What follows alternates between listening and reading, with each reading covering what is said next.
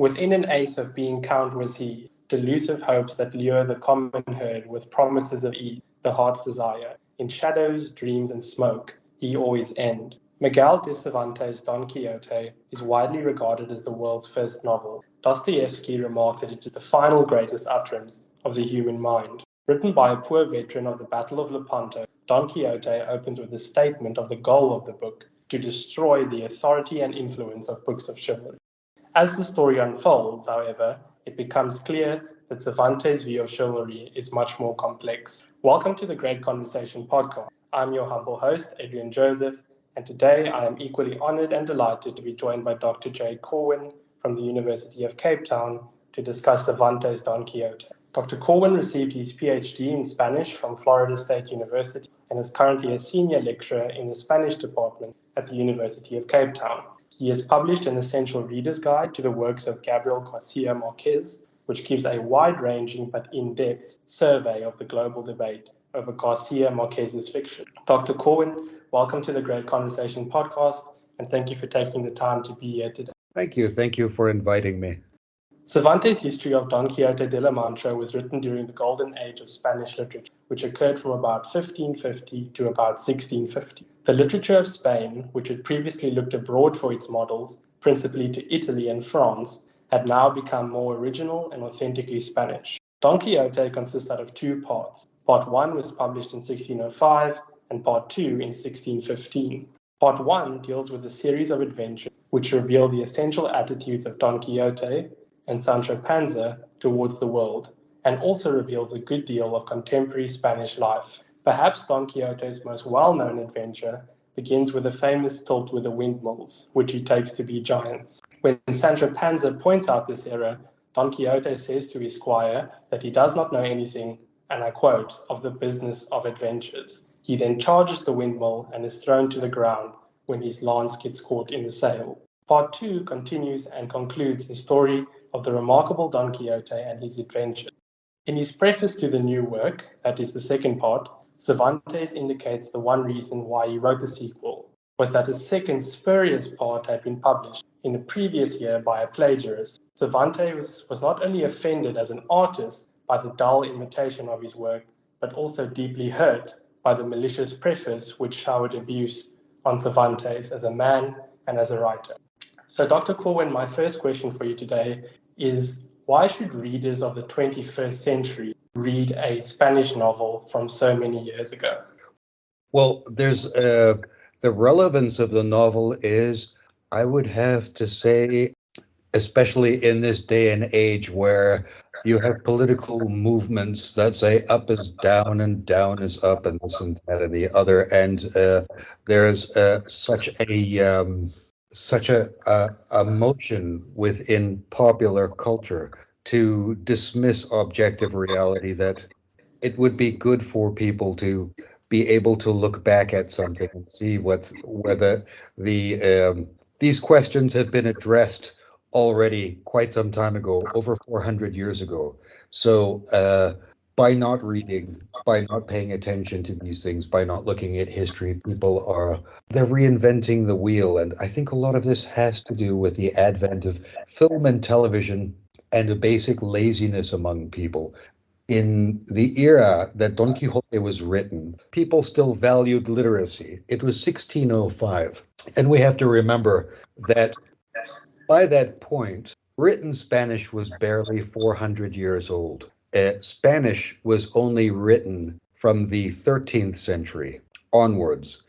And this was greatly due to an effort by a king of Castile, was Alfonso X, to make the everyday language of the population into a viable language so that it wouldn't be necessary for higher level thinking to be expressed only in Latin. This was the problem of literacy in the period, that most people didn't understand Latin, very little. And so literacy meant not just acquiring an alphabet, but learning an entirely new language. So to circumvent that, Alfonso decided that he would try to bring the level of the language up. And this is something that occurred it didn't happen overnight. It happened with the as a result of a great number of writers, many, many writers, pouring their ideas into Spanish and reinfusing the language with terms that were in Latin that easily fit back into the language, if we can put it that way, with just by following certain steps, by using a single ending for what would have been a noun that had 6 different cases, where the cases didn't exist in Spanish anymore. They had long been lost. So it wasn't just nouns, it was also verbs. So to re-import and reinfuse the language with the wealth of Latin. So to get back to the original point, the literacy wasn't taken for granted then as it is now. Now I'm finding that it's very uncommon, even for young people who have finished high school, to have any concept whatsoever about history beyond the late 20th century. And I've also found that there are many younger scholars who have very little idea about older works, who haven't read outside of what's their field, and it becomes quite myopic. And there's a lot of room for redundancy in that also. Whereas back in the era before that really began to happen and become more widespread, people would have to go sometimes hundreds or thousands of miles to get a good education, because university level education was considered a luxury. So, and also there was still a very there was still a large cultural contingency of people who were devoted to reading, whether they had any formal education beyond high school or not. They understood that there were certain books that they should read, that they should read Dostoevsky, that they should read Tolstoy, that they should read Cervantes. And I found that that's, at least in from my perspective, I could be wrong, but I found that a lot of that has been supplanted by the sort of instant gratification that comes from films and television and pop culture. And so, yes, I would say that if ever there was a time for people to be looking back at a text like Don Quixote, it's now, because it seems that popular culture is insisting and demanding that there really isn't any such thing as objective reality. It seems interesting that you mentioned that. We'll, towards the end of our discussion, touch a bit more on the general state of a liberal education. But I find your point interesting, the parallel you draw between the age of modern culture. Some people say we live in an age of post-truth, a time where cultural standards, discrimination, objective reality, these kinds of things are now outdated concepts. But let's talk about criticism of contemporary society. So just by means of a preface, the picaresque novel, so called because it told the adventures of a picaro or a rogue, was one of the Spanish forms of literature, and it was originated and developed during the period in which Cervantes found himself. It revealed the various modes of life and social conditions, and it would be similar to what we would today call a novel of manners. This story form was later combined with adventure romance based on Italian models of the type written by Cervantes in his exemplary novel. It is a satire directed not so much against chivalry as such, but as against the literature of chivalry. This is in the form of a burlesque against what had become a degenerate, stereotyped, and ridiculous literary art form. The greatness of the work, however, lies in its transcending this negative purpose of an attack upon the books of chivalry to become itself one of the great tales of life and adventure.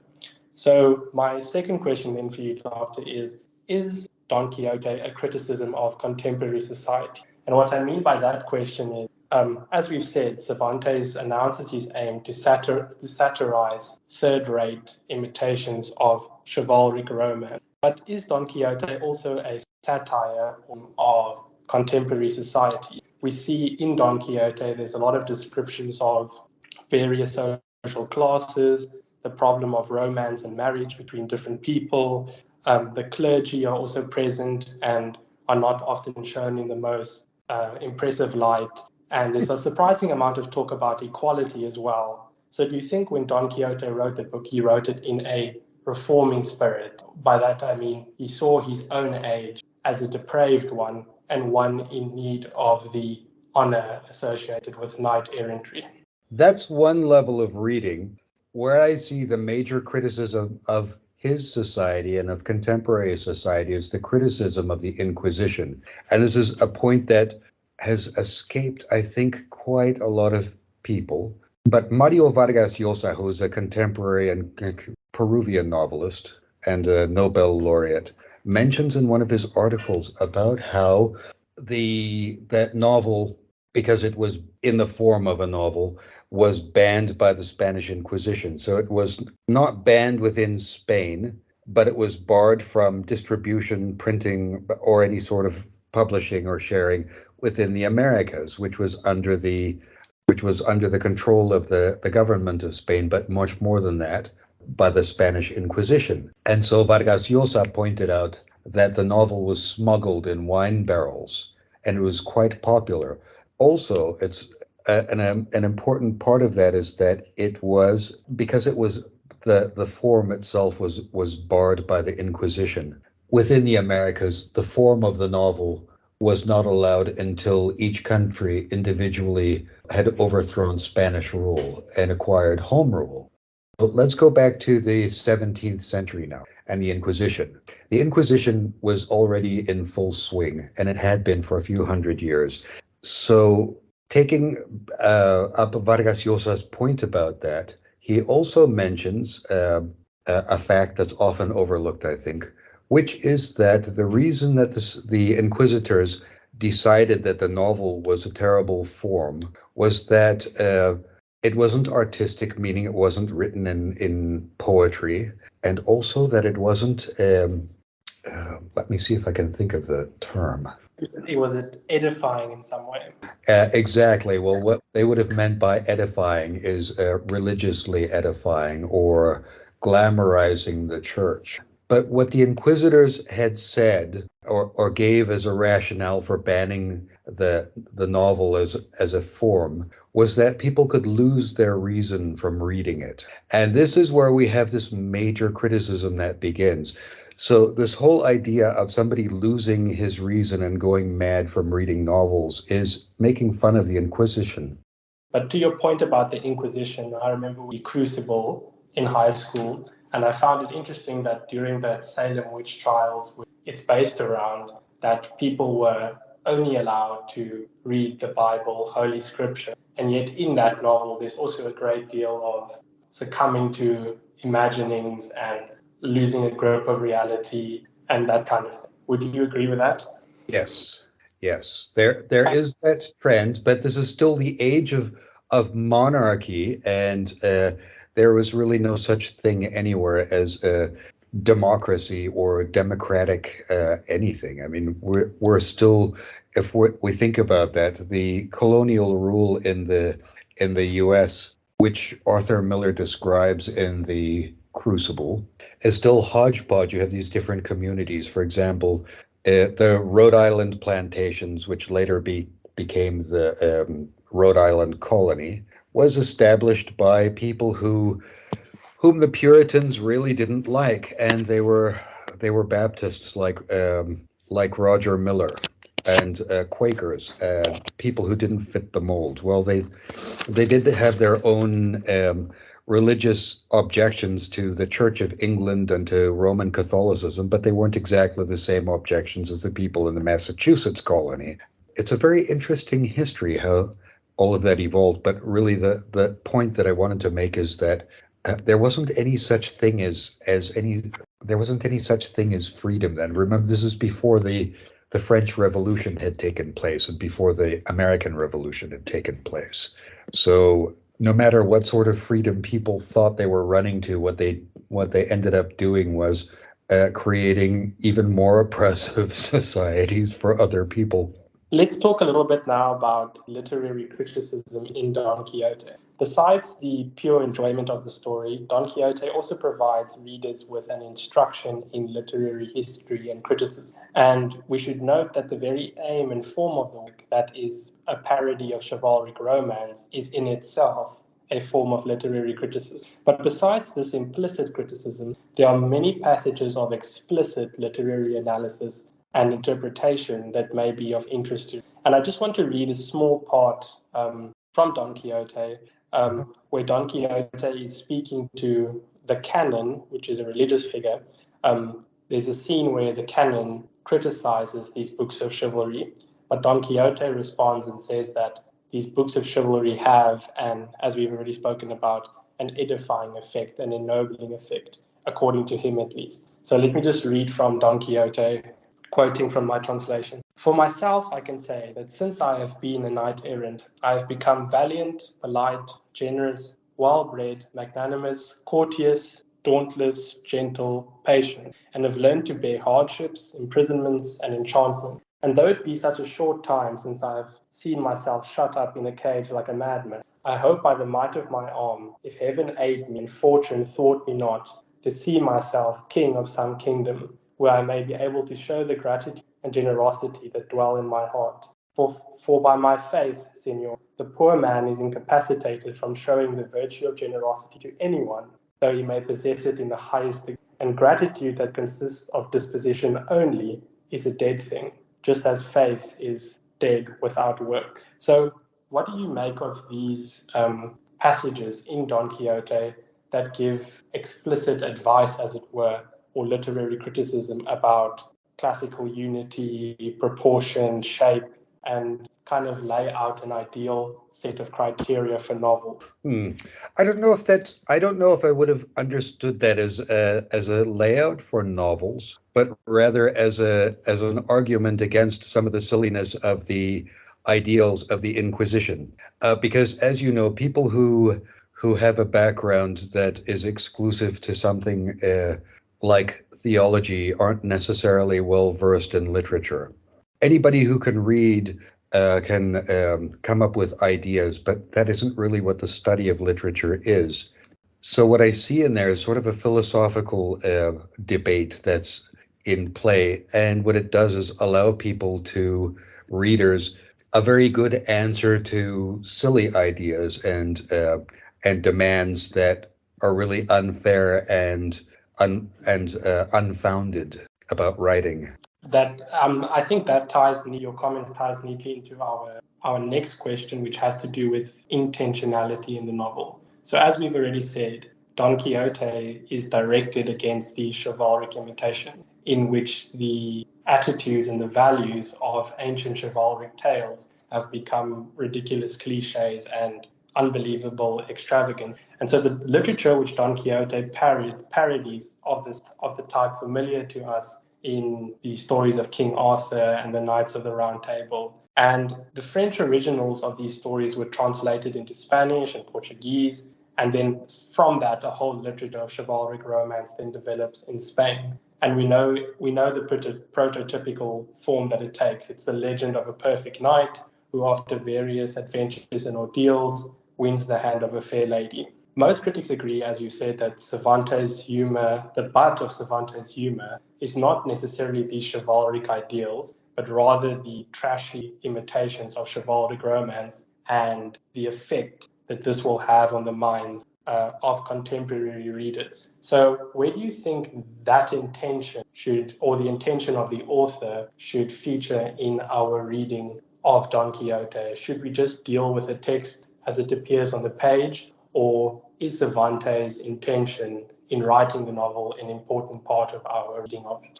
I think that you can say that that is an important part of the reading of that. I mean, because the point can be applied to contemporary society. For example, if we go back to the point about the sort of contemporary idea that there's no such thing as there's no difference between good writing and bad writing. There's no high culture or low culture. We can apply that very easily by saying, well, yes, there is.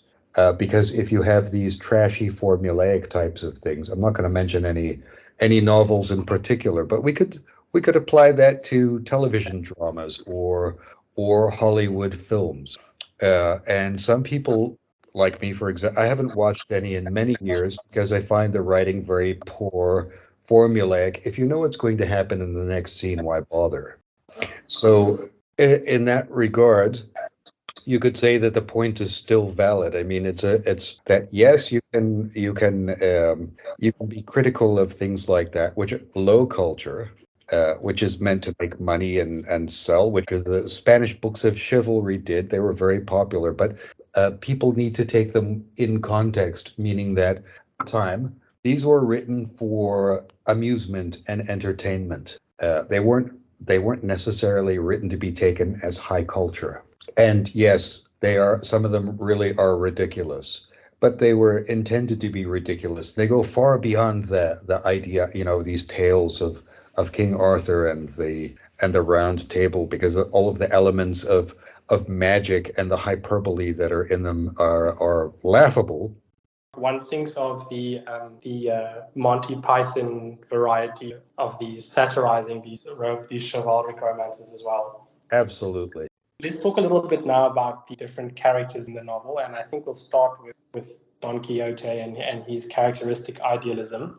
Don Quixote is seen as a mad visionary who seeks to be a knight errant in days when chivalry is long past, and Sancho Panza is immensely practical, a common sense peasant. And these two characters have become universal archetypes in which we see ourselves, or others might see themselves more clearly. The mad knight of the rueful countenance, which is Don Quixote, who always seeks to transcend and transform everyday reality in order to see it in an ideal light, is offset by his pragmatic squire, who always seeks for immediate, tangible gain. And these two characters represent two typical aspects of human character. And maybe I should read again from Don Quixote, describing this is a part at the beginning of the book where he has started reading these novels and he decides to take these adventures upon himself and become a knight. So, reading from our translation.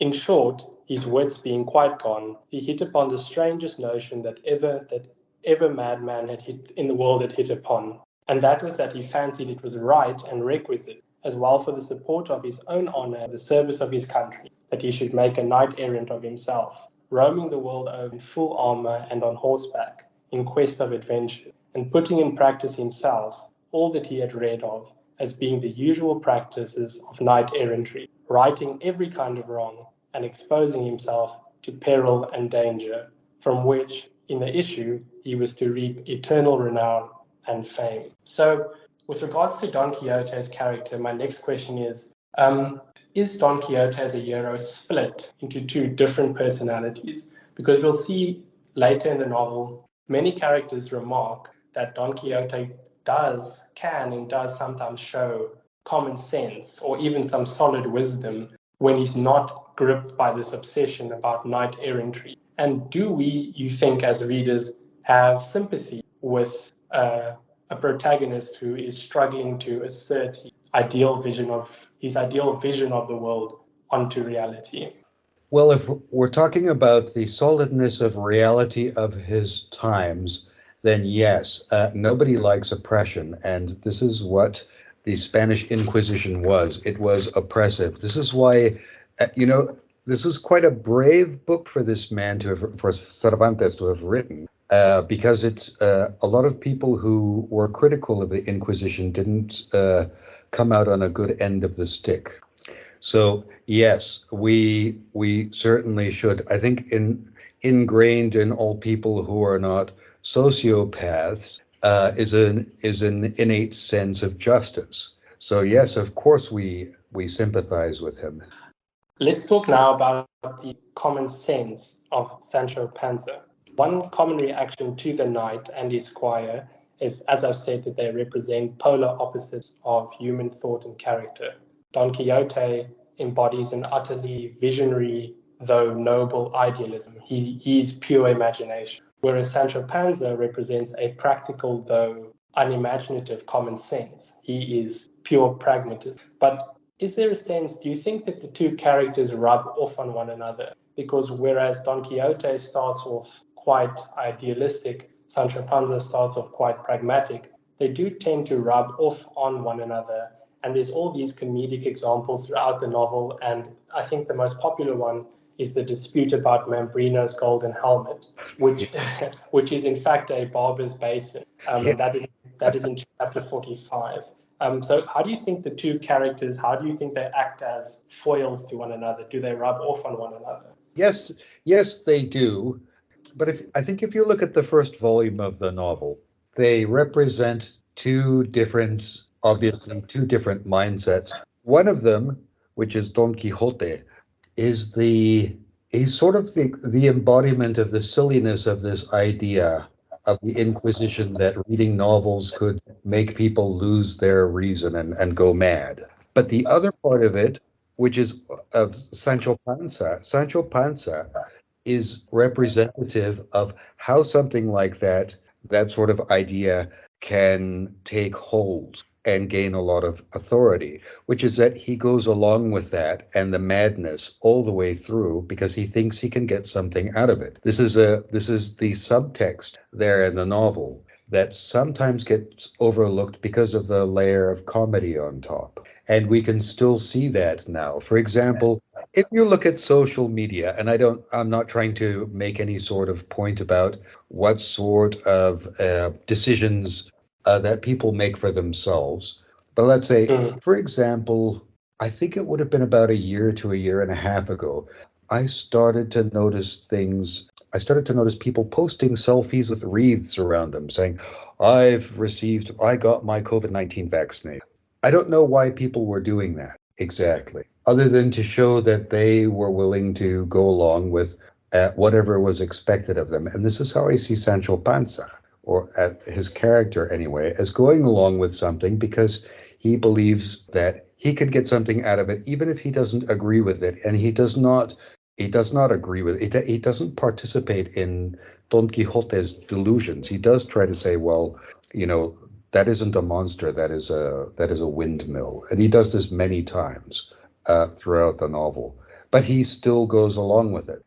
He still engages in battle with people who leave him beaten very badly because he believes that he can get something out of it. So it's this sort of apathetic mentality, I think, of many people in society towards the ideals of the Inquisition that's being reproached in that character, at least initially.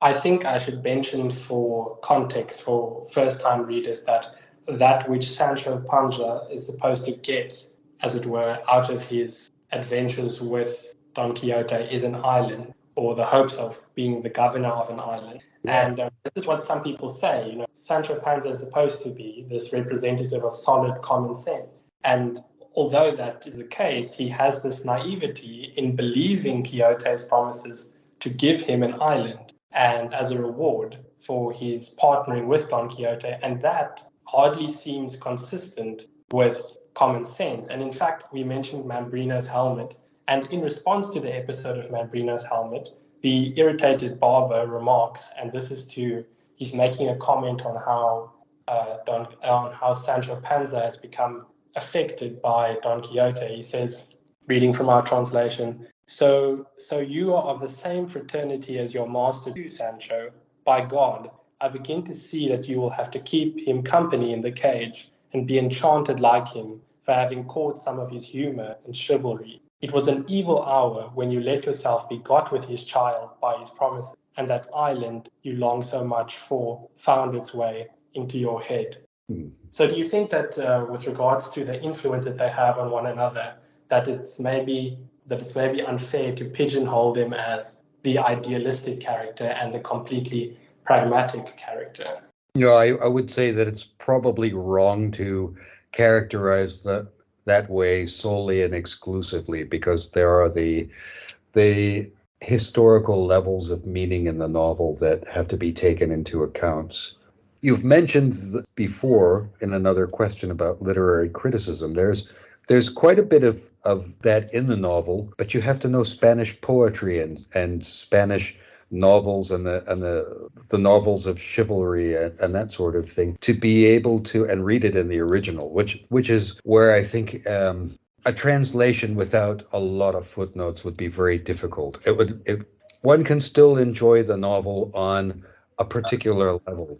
The historical setting and the cultural environs that the novel was written in, it would make it quite difficult. Sticking with characters now, let's talk a bit about Dulcinea del Toboso. So, at the outset of the novel, one thing lacking for Don Quixote to become a proper knight errant is, of course, a lady to be in love with. For, after all, when one conquers a giant, one must have a lady to whom one can send the captives so that they can praise her. And this new knight chooses a local country girl, Aldonza Lorenzo, whom he had once been in love with, and bestows upon her the name Dulcinea del Toboso. And Don Quixote goes through all kinds of imagined and actual sufferings, and he asks Sancho Panza to go back to the lady and kind of give a report of everything that Don Quixote has gone through on her behalf,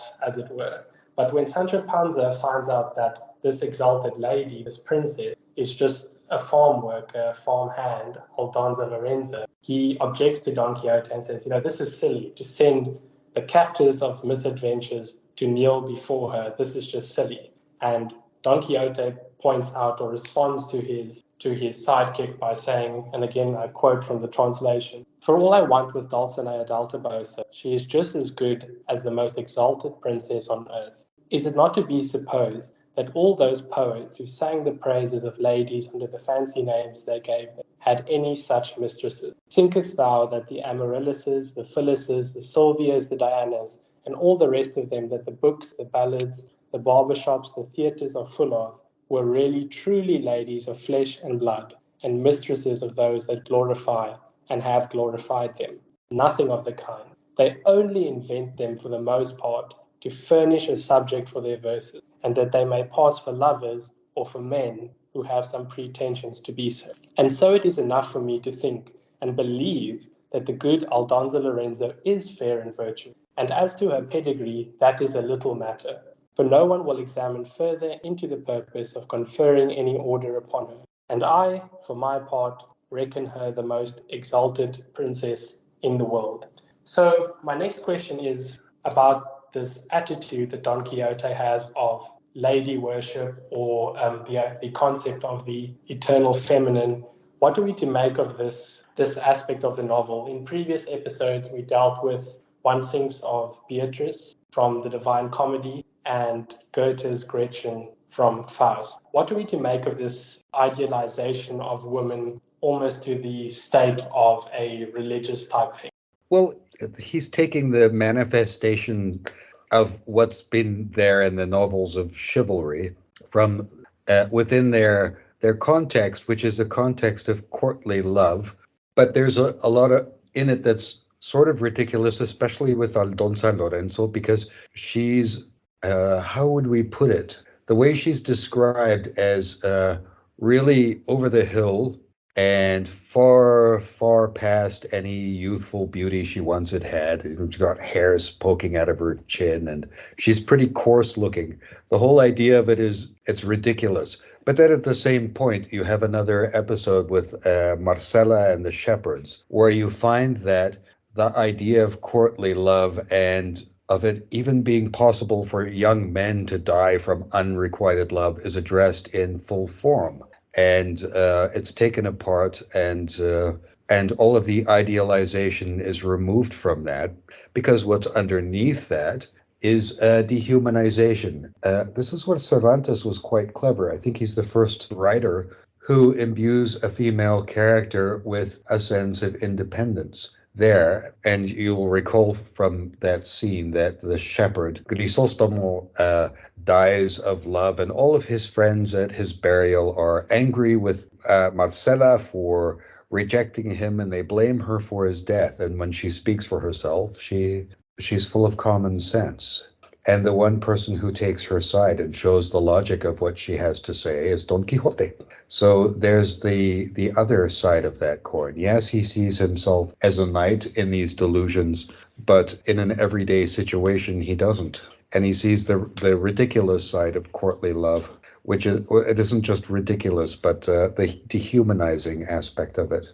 There's one of the most wonderful concluding episodes of Don Quixote is his imitation of the atonement of Amadis de Gaul, who withdrew from the world and went mad with despair over his rejection by Lady Oriana, as you said, the unrequited love.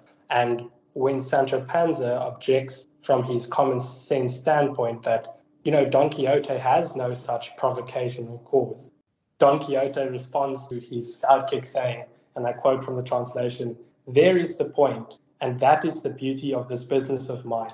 No thanks to a knight errant for going mad when he has a cause. The thing is to turn crazy without provocation, and to let my lady know, if I do this in the dry, what would I do in the moist?" Don Quixote is saying there, I don't even need unrequited love. I can rise to that level of sacrifice for the lady love without that rejection. You don't even need the lady. Is she even strictly necessary? The idea of her is even right. Exactly. All of the idealism, and that's also we can also take that back to the last point, which is that it's dehumanizing. So if you've dehumanized someone to that level, the person really isn't necessary anymore. Why do you think this is such a perennial theme, this idea of the eternal feminine, as Goethe would say? Well, here, if you look at any really successful novel that's written by a man, you'll find that there's a female principal in it. This is where I think that Joseph Conrad's novels are major failures, because there's no female principal, because this is what good literature is supposed to be, in some form a representation of what we know humanly, which is that the human being and human experience is divided into the male and the female. So I think that's it's something that can't be just chucked out or removed. It has to be there. Without that, there is an imbalance. I don't know if Cervantes approaches it to that extent or not, but he does address that somehow within the mockery of the books of chivalry. One thing that drives men to do great things is their love of women. I mean, without that, there really wouldn't, without some sort of impetus for all of these adventures, there'd be no point. I mean, and then we see a lot more mockery of that sort of thing later on in Candide, which is it's quite short and it's very amusing, but very similar in this respect to Don Quixote. You mentioned in your previous comment that you think that Cervantes gave, I think it is, you said Dulcinea, a certain amount of independence as a female character. What do you mean by independence? Not Dulcinea, but Marcela. It means that Cervantes allowed her the voice to speak, whereas you see that these female characters in the books of chivalry have no voice because they're simply ideals. They're simply the object of affection of the male character, whereas this one says, listen, it's not my fault that I am beautiful. It has nothing to do with me if other people find me beautiful, if men find me beautiful or desirable. Nothing to do with me at all, because I have inherited money from an uncle who passed away early, and I have my life. This is what I like to do with my life, and I'm very sorry for your friend, but I had nothing to do with that situation. So there's the harsh reality that's injected into that idealization by not just showing but underscoring the fact that every female human being also has a say in these matters, meaning that there's free will in people, and that means not just in men, but also in women. And that's something that has to be respected. And that free will includes the right to reject any suitor, regardless of how much he thinks he might be suffering or may be suffering. I want to talk a bit about the ending of both parts 1 and parts 2. In the end, after one last sally, as it were, Don Quixote is brought home safely in a cage on an ox cart by his friends. The book then ends with the author's hint of a second part, which will then narrate Don Quixote's third sally, and with it some epitaphs and eulogies discovered in some of the old archives. And then we have a host of new adventures and new characters which are presented in part 2. We see Sancho Panza finally gains, but then ultimately loses his island. Don Quixote is ultimately and finally defeated by the Knight of the White Moon, and he is then forced to renounce knight errantry for a year. The vanquished knight then returns home, falls into a fatal illness in which he recovers his senses and forswears all belief in the vulgar tales of knight errantry. And I think I should read again from our translation here. He announces, and I quote, "I am no longer Don Quixote of La Mancha, but Alonso Quijano, whose way of life won in the name of good. Now I am the enemy of Amadis of Gaul and of the whole countless troop of his descendants. Odious to me now are all the profane stories of knight errantry. Now I perceive my folly and the peril into which reading them brought me now, and by God's mercy schooled me into right senses." Close quote. He then makes a will bequeathing his estate to his niece on the condition, a funny condition, that she shall not marry any man who knows what these chivalry are. He then asks his executors to find the author of the forthcoming second part of Don Quixote de la Mancha, to then send his apologies for being the cause, as it were, of the imaginations and misadventures that he has been forced to detail.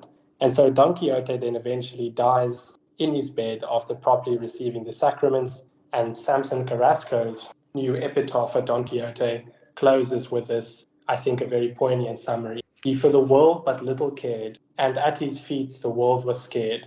A crazy man his life he passed, but in his senses died at last." What do you make of these two endings to the different parts, as it were? Do you think that they are a natural, inevitable way in which stories of imagination such as this should end? Well, I think the ending of the novel would prevent other people later on, including after Cervantes's death, from adding or trying to add new adventures or to recreate the novel or to turn it into something formulaic using the same characters or recycling them. Yes, there is a sense in which you have to kill Don Quixote off to prevent any more remakes or imitations from being made.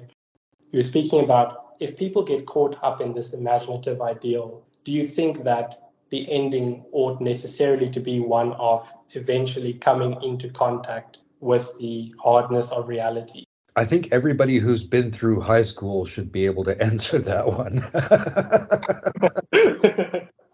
True, very true. What I can say, a couple of the points I just wanted to bring up about this is that you'll notice, I think it's in about chapter 8 of the first volume, that Cervantes introduces the idea that he isn't the author of this piece, but that he came across a manuscript which he paid a young guy to translate for him from Arabic, which is the story of Don Quixote, which means that it's a novel inside of a novel. And the author of that, who is Sidi Hamete Ben Engeli, appears at the end also for the burial in the end of the second volume. All of that's very interesting because those are layers of fiction that didn't exist before. You know that there's the apocryphal second part of the novel, which was composed by somebody who used the pen name Avellaneda, which you mentioned right at the beginning. And I suspect that even though, and that was a popularly read novel, but the pen name that was used is not it's not a real person. Everybody knew that it wasn't a person's real name, but a pseudonym. And I've always wondered whether Cervantes had written it himself as a sort of publicity stunt to bring out his version, his definitive version of the second half of the novel. That would explain why there are some of the same characters and some of the same adventures mentioned but rewritten. Let's now come to the conclusion. And before we end the podcast, Professor, I would like to end with a question on a more personal note to ask you what your favorite piece of literature is and why, and then what are your hopes for the future of a humanities education at South African University? For the first question, I have many favorites and I couldn't pick one. There's no desert island I would take one book to. It's just not possible. I am absolutely in love with the works of Tolstoy. You know the expression, man cannot live on bread alone. I love Borges. I never get tired of reading Borges. And I think his short stories are magnificent. And some of them have taken me quite a long time, even decades, to really figure them out because they're puzzles. This is the novel, Don Quixote, that I would read again and again for different reasons, but I don't have an absolute favorite. Okay, and now the second part of that, what is my hope for an education in the humanities? My hope is that we would be able to go back to the original ideal of what university is, which is to compile knowledge from different eras and to take that knowledge and to focus on it rather than what I see happening now is that there are these hodgepodge ideals that seem to have come from France from the middle 1970s of the whole, the entire postmodernist. I'm not a great fan of that. I don't think that it's necessary to or wise to put the cart before the horse. I would say what I would tell my students and what I do tell them is don't read criticism, especially if the criticism is written with a person to justify a theory. Because if your point is to glorify a theory rather than to learn and to think for yourself, because any work of literature, any good one, is going to be an author's letter to his audience. Everything that's produced in that is a part of his imagination or her imagination.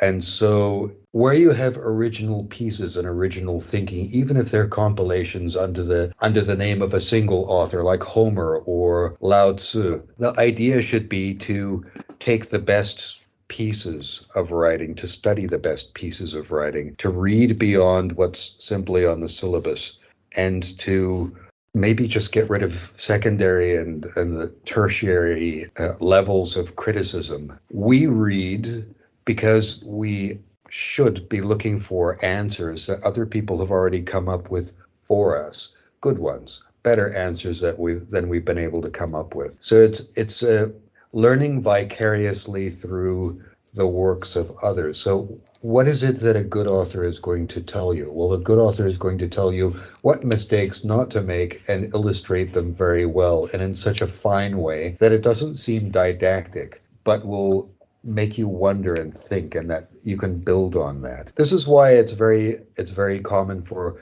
somebody to like a work at the age of 12 or 13 and think that it's just wonderful, and then read it 20 years later and think, I don't know how I could have liked that piece of crap. I mean, when I was about 13 years old, there was an author he was very new. I read his first novel and I thought it was really interesting. And the author's name was Stephen King, and the novel was Carrie. And I thought, well, let me go back and read this again years later. I think it was already after I'd earned a PhD in literature. And I tried reading it and I thought, the writing is terrible. This has every possible flaw in it that one could imagine. It's especially with the author creating a character that he can martyr, which is so readily associable with himself that you think, well, this is junk. I don't need to read this. But those are the things that you only discover after quite a lot of reading. Well, that's what I hope that for an education to jump past that and to instill a love of good reading and good education in people, and to skip over a lot of the junk, all of this sort of the things that are unnecessary. I don't believe that, for example, in the humanities, I don't believe that the humanities should be subjugated to the social sciences. They're two different areas. I don't think that they have anything to do with one another. The humanities, and when I'm thinking about that, I think about the classical humanities, art, theater and music and dance and literature and the world of ideas, rather than the sort of pseudo-scientific or scientific examination of things and this sort of endless creation of theories that people then go trying to justify with their writing.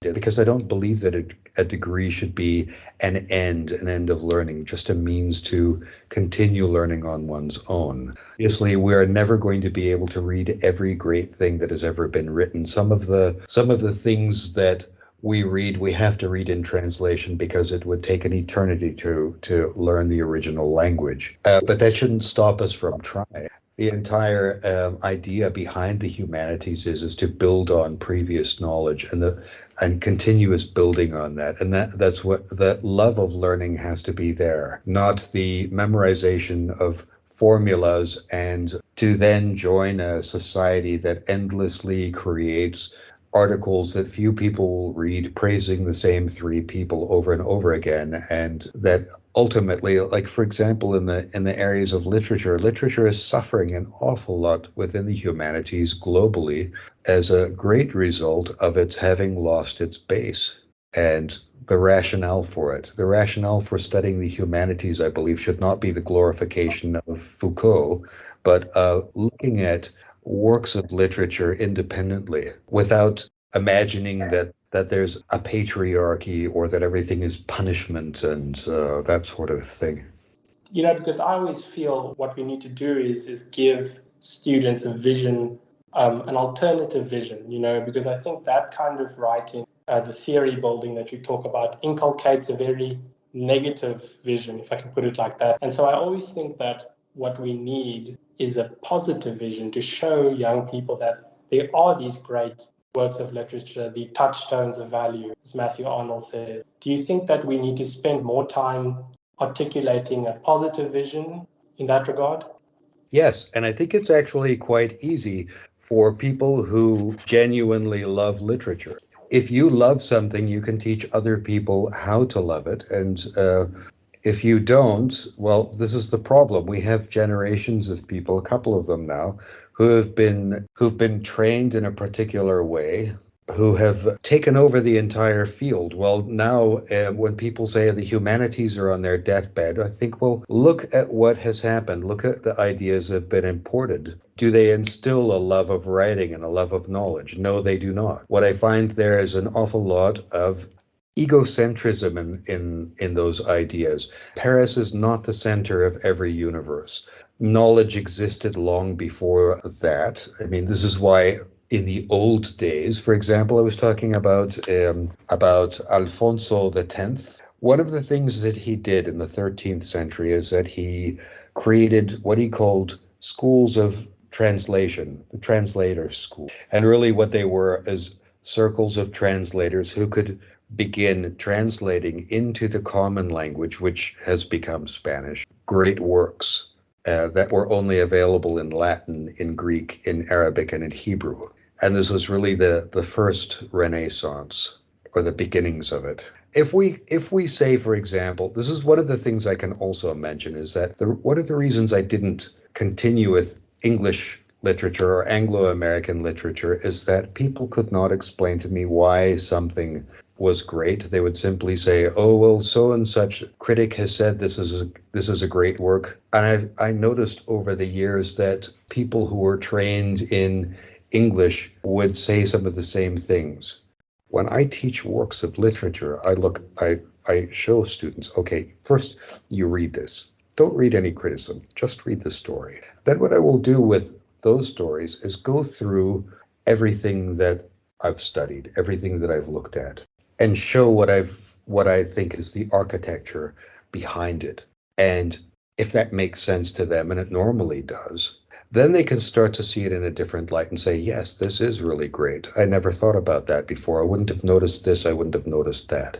This is how I approach teaching of that. And it seems to work very well. There are some things, some pieces of writing that people may take, that they may take to instantly, but without recognizing particular flaws. Meaning if there's no set of criteria that you can follow that will determine whether a novel is great or not, or whether it has a particular flaw or not, then you're not really teaching anybody anything. What you're asking them to do is repeat.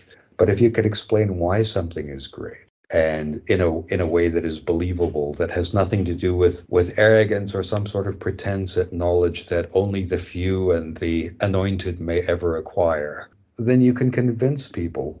Do you think, because if there is no real cultural knowledge there per se, then literary criticism as a task is then redundant? Do you think that with regards to this sort of cultural transmission which universities are supposed to instill, it doesn't take burning of books, it just takes not reading the great books from a generation or two, and then that cultural knowledge is lost. For example, if I didn't have the opportunity, for which I'm very grateful, to interview you, then there were lots of things about this novel that I and people who are listening to will listen to this discussion will have lost. It is then cultural knowledge, secondhand, vicarious knowledge, as you've described it, that is gone forever. And the second thing, what I'd say is that I understand what you mean by the secondary literature, in the sense that if you first read the literary criticism and then read the primary